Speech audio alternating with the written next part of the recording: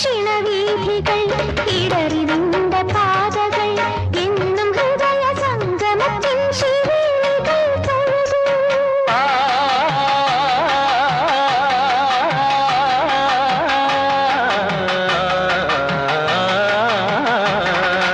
ഈ പ്രദക്ഷിണവീഥികൾ ഇടറിവിണ്ട പാതകൾ എന്നും ഹൃദയ സംഗമത്തിൻ ശിവേലികൾ തൊഴുതു.